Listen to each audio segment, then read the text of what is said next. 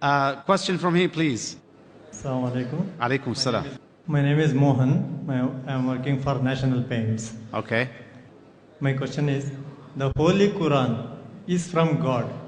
How can you prove it? All right. Thank you.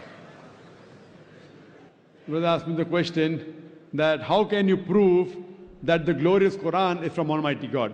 Brother, I've given a lecture, Is the Quran God's Word? Which is about approximately 2 hours lecture. For the question and answer session for another 1.5 to 2 hours.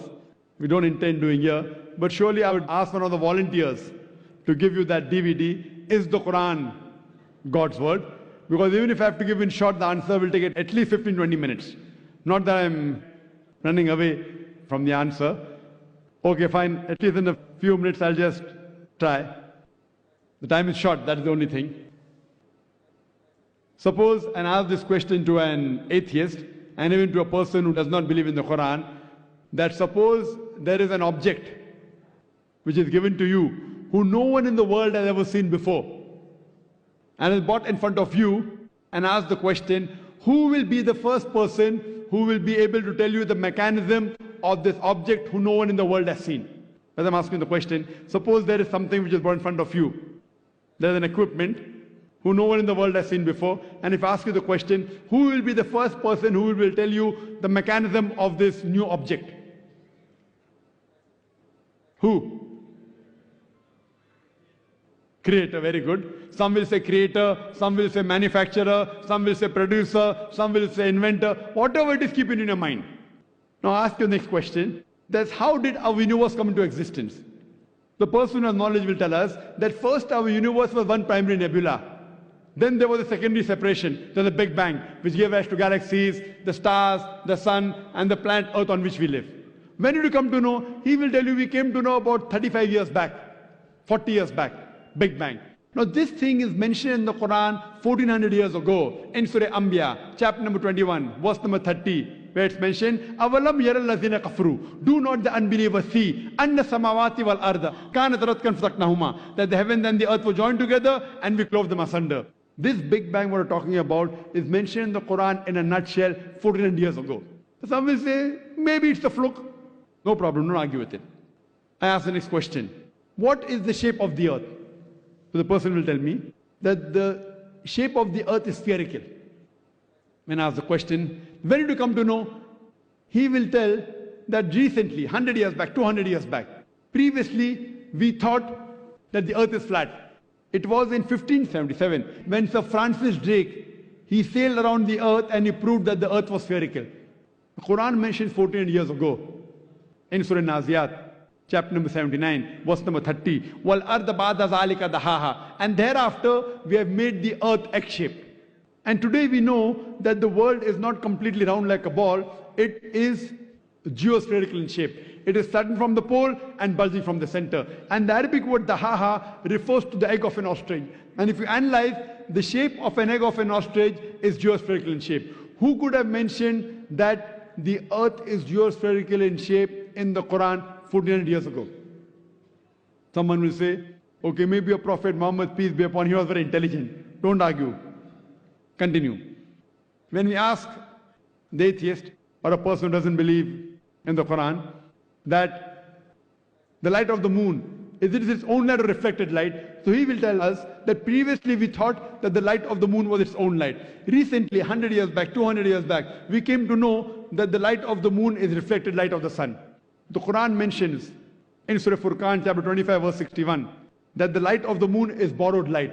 It's described as munir or nur, borrowed light or reflected light. Who could have mentioned this in the Quran 14 years ago? When I was in school, I had learned that the earth and the moon, they revolved and they rotated. But the sun was stationary. It did not rotate about its own axis. Quran mentions in Surah Anbiya, chapter 21, verse number 33, Huwa alladhi khalaqa al-layla wan-nahara. It is Allah who has created the night and the day. Wa-shamsa wal-qamar, the sun and the moon. Kullun fi falaki yasbahun. Each one traveling in orbit with its own motion. The Quran says the sun and the moon, besides revolving, they're also rotating about their own axis. Today we have come to know that the sun takes approximately 25 days to complete one rotation. Who could have mentioned this in the Quran 1400 years ago, that the sun rotates about its own axis? Furthermore, Recently we came to know that the universe is expanding. It was Edwin Hubble who mentioned this. Quran mentions 14 years ago in Surah Dariyat, chapter 51, verse 47, that the universe is expanding. The Quran speaks about the water cycle in great detail in several places. The water evaporates from the ocean, rises up, forms into clouds, moves in the interior, falls down the in several places. In Surah Az-Zumur, chapter 39, verse 21. In Surah Mu'minun, chapter 23, verse number 18. In Surah Rum, chapter number 30, verse 24. In Surah Hijr, chapter 15, verse 22. In Surah Nur, chapter 24, verse 43. I can go on and quoting only the references of the water cycle in the Quran. Who could have mentioned this? We came to know recently in our school, we are taught that Bernard Palissy was the first person who described the water cycle in 1580, which is mentioned in the Quran 14 years ago. Who could have mentioned this earlier? Now there'll be a big pause. I can go on. We did not know that the plants are sexes. Quran mentions 14 years ago in Surah Taha, chapter 20, verse 53, that the plants have sexes, male and female. Recently we have come to know that the two types of water, salt and sweet, and there is a barrier between them which cannot be trespassed. It's mentioned in the Quran in Surah Rahman, chapter 55, verse number 19 and 20. It's also mentioned in Surah Furqan, chapter 25, verse 53, about the same thing.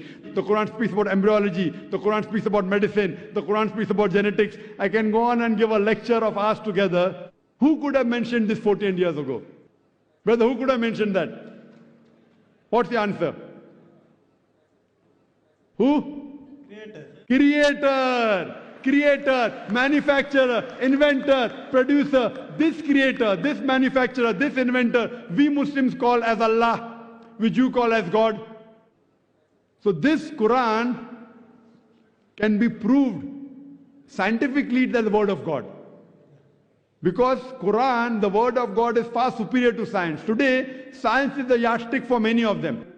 I'm not trying to take the help of science. I'm using your yardstick, science, along with my yardstick, the Quran, which is far superior, and I'm trying to prove to you what your yardstick has mentioned today, Quran has mentioned 14 years ago. So with the help of your yardstick, the science, I'm trying to prove to the non-Muslims that the Quran is the last and final revelation of Almighty God, who we call as Allah. For more details, refer to my video cassette, Is the Quran God's Word?, in which various ways I have proved that Quran is the word of God. Hope that answers the question. Thank you so much.